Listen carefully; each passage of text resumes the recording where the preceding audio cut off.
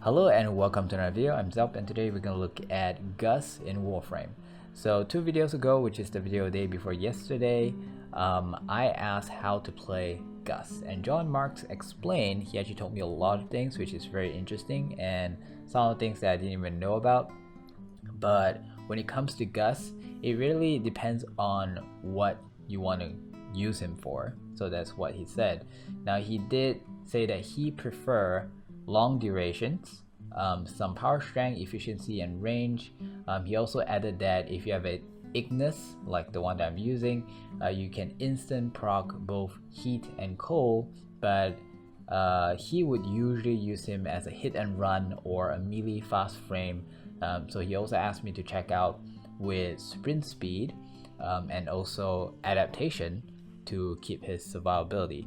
He did mention that he would prefer not using adaptation, I guess, so that you don't use up all your the capacity for modding, and you can put something else. He says that it's best if you use it versus enemies that is using the same element as him, which is like, you know, coal and heat, and also all the IPSs. So from his description, I feel like I come down to a build that looks somewhat like this. It could still be improved, I understand, but the idea here is lots of duration, you know, some power strength, some efficiency, some range. Now I put 2 mods here for range just so that I don't go negative below 100% for range. And then it says adaptation, which I also have, and sprint boost. Now if I have a little bit more capacity, so if I full mod this a little bit more, I might be able to put rush in as well. Then we have 2 sprint boosts.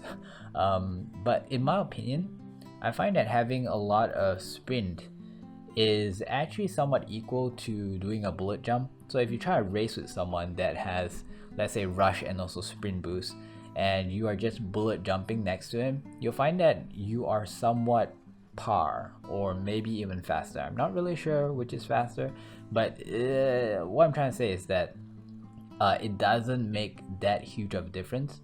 As long as you're bullet jumping, you actually gain the battery gauge increment thing is still relatively fast. However, the sprint boost and rush does help a lot if you are using your first ability to increase your battery gauge. So that in that sense, sprint boost and rush is really good. So you can just hold down your first ability, and if you have a long way to go or a long path to go, like in open field or, you know, the Eidolon places, Cetus? No, Cetus the town, right?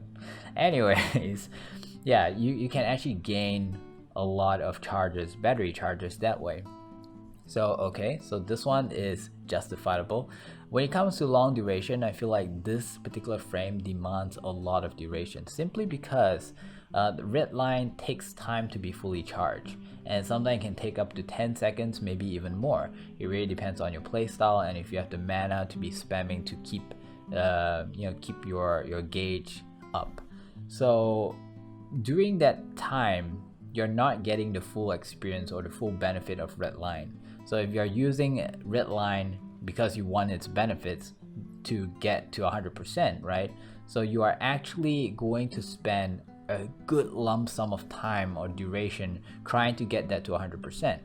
So if you don't have enough duration, let's say if I remove, like, let's say all the duration mods, right? So right now at 100%, I only have 30 seconds, and I spend, let's say, 15 seconds, maybe even 20 seconds just to get the gauge to 100%. I only enjoy it for like 10 seconds, and that's not a lot. So I feel like it's very, very crucial or useful for this particular frame to have a lot of duration, which is why I'm willing to put in narrow-minded to sacrifice some of the range for it. Now when it comes to range, I feel like the thing that really benefits from is just the third ability. Now third ability is good for CC uses, to instant freeze enemy when your red line is maxed out, or to do more damage with heat. It also does something which I read on wiki, that it does something like scorching flame thing, which increases damage by 100%. I think that damage only applies to flame procs. I'm not very sure how that actually works, I tried looking up scorching and apparently some weird enemy popped up. Anyways, so then after that we have adaptation, which is good because if you kind of think of it, the things that you really want to resist is very important, because with your second ability you have heat, cold, blast, and also physical damages, like more or less covered, right? But then when it comes to things like toxin and you do have really low health, adaptation is going to help you a lot. But I feel like you just generally you want to avoid toxin or gas damages, so maybe not a very good frame for infested. But for other cases, you know, radiation, stuff like that, it doesn't hit true, so it's gonna hit your shield first. And if you can negate or get lots of resistance from those attacks, then over time it's not gonna hurt you that much, especially since your shield can be regenerated. So adaptation, not a bad choice in this case. So when it comes to power strength and also range, it's really more for your third ability. So if you are not planning to use your third ability, in my opinion, you don't really need any power strength or range. And then you have streamline, which is efficiency, which is good because you can spam skills, and by spamming that will, you know, depending on what you're spamming, like let's say you're spamming the first ability and maybe the cold part of the third ability, you're gonna help by, you know, generating charges for your red line, and that would be good. Otherwise, if you're just gonna use it like one time for red line and then you're gonna use kinetic plating for survivability purposes, then you also don't really need that much of efficiency. But if you're spamming, then I would probably recommend getting fleeting expertise as well. Now, the thought here right now, or the things that I want to discuss with you, is what I think. There are a lot of situations where even in any game, hybrids are really good, and then sometimes pure is also really good.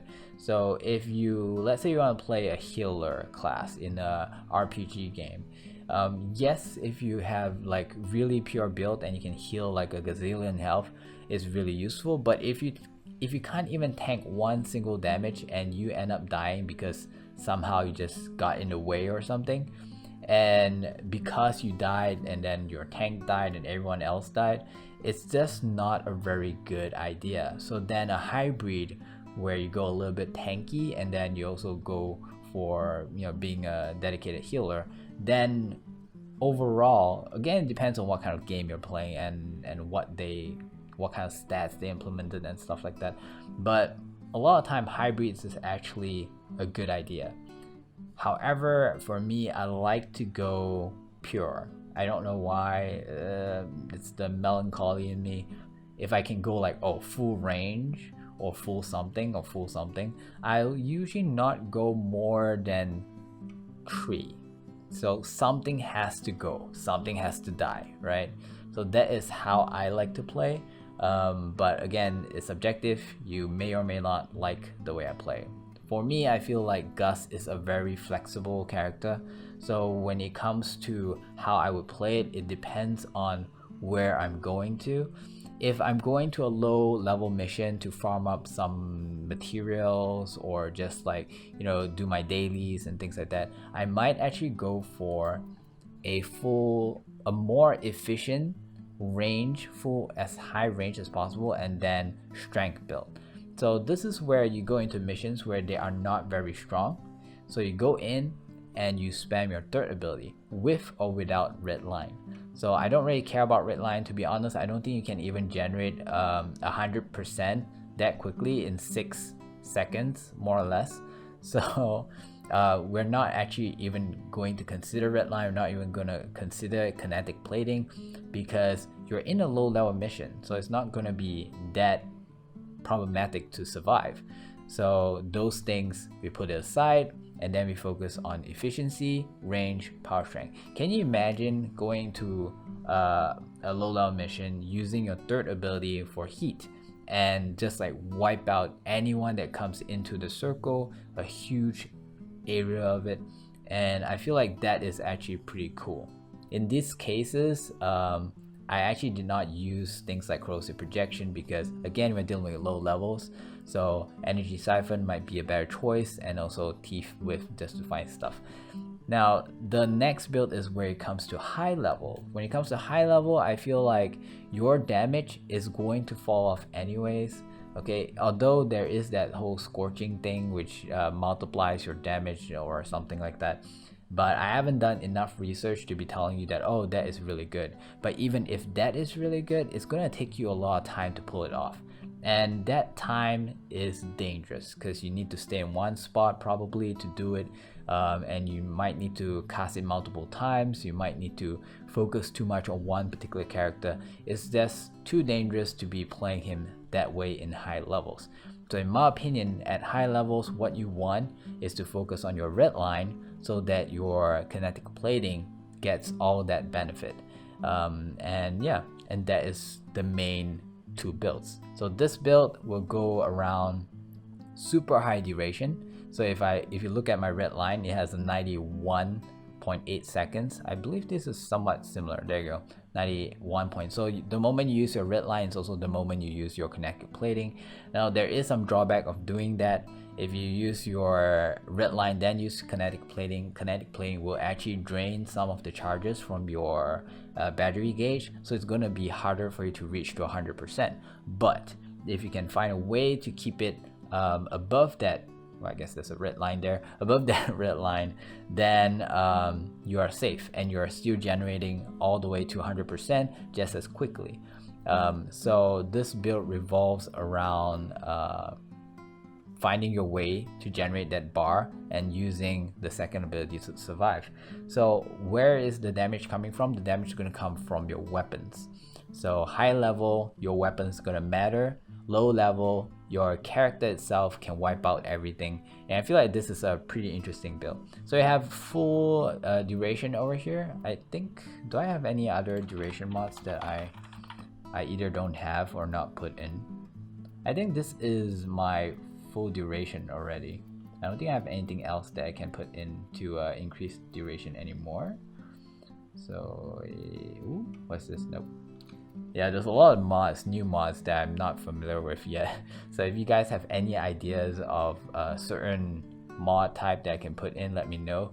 I may not even have those mods currently. So yeah, okay, so we have full duration just to make these things last longer. And then we have some survivability. I feel like shield is a better choice because he has more shields than health, and shield can be regenerated over time. So let's say while you're trying to build up your kinetic plating, you take some damage, which is fine, but it's shield damage, so it will regenerate and you don't really need to worry too much about using life strike or some form of healing, because once your kinetic plating is maxed out, then you kind of stop taking damage, and when that happens, you know, your shield just regenerates, so no problem there. Adaptation, because it's a good survivability mod, I just put it in. Now because redirection, adaptation, and constitution takes so much capacity, I actually still have 2 slots left, but I don't have enough points to put any mods on. So if I do, I may consider putting a Veigar just to make it even tankier. Where's that mod? Here somewhere. There you go, this one, just to make it even tankier. I would also consider putting something like where is it, maybe natural talent, because every second counts. 1 second is enough to kill you, so you don't want to have spend like a whole second trying to run your red line in the open. So I feel like maybe natural talent might actually be something that is useful. So yeah, so this is how I would go for. I would either play him as an early game or a late game thing, content thing. And if I go late game, I'll focus on his 4 and his 2. If I go early game, I'll focus on his 3. And when I focus on 4 and 2, I'm probably going to be using his 1 to generate the battery as well, the battery charges. And yeah, that's pretty much it. So now, due to some time constraint, I'm actually not going to show you guys some demonstration, but I actually potatoed and modded or formatted my Ignis because I was testing things out, and maxed them out as well. So I already spent a lot of time. I even potatoed, what was it called, the Glaceon, Vandal, which I feel like is the opposite side of the Ignis, but I don't have enough FOMA to be putting in to fully test its build. But what I think is interesting is that for the Glaceon, you can actually reach 100% status just with 3 dual stat mods, and because of that, you can actually pull off with your third at least really effectively to use it as CC. Whereas Ignis, obviously you want to use it for damage, but you cannot get to 100% status with only 3 mods, and you kind of want to have heat, because heat is the thing that's gonna cause it to do more damage when you use your third ability. Now, I do like to point out that I've only been playing Guass for 2 or 3 days. I haven't been testing him out too much in terms of numbers and things like that, and I didn't really fully read the entire wiki. I only like pick certain parts which I find important or I'm curious about. So let me know down in the comments if I missed anything, if you feel like I should change something, or if you have a different build that you feel is even better. By the way, John Marks, if you're watching this video, remember to send me a message to Discord, because you are the winner for the giveaway. And also for this video's giveaway, all you have to do is send me a fashion frame for Guass and send it to my Discord. There is a fashion frame category or channel. Go over there, post it, and tag my name, and that's all you have to do. And the nicest one, which I deem and within like about 24 hours, will win a glyph as well. On the side note, Zandipan just messaged me that he thinks the railgun is going to come out tomorrow, which I think is going to be really cool, and maybe we can actually start looking at the railgun stuff immediately when it comes out. So hopefully I will try to get a little bit more in depth with the railgun space fight thing if possible, because since I'm already here and it's going to be new to everyone, I want to be one of the first to kind of like crack it, right? So I hope to see you guys then, and by then I mean tomorrow. Bye bye.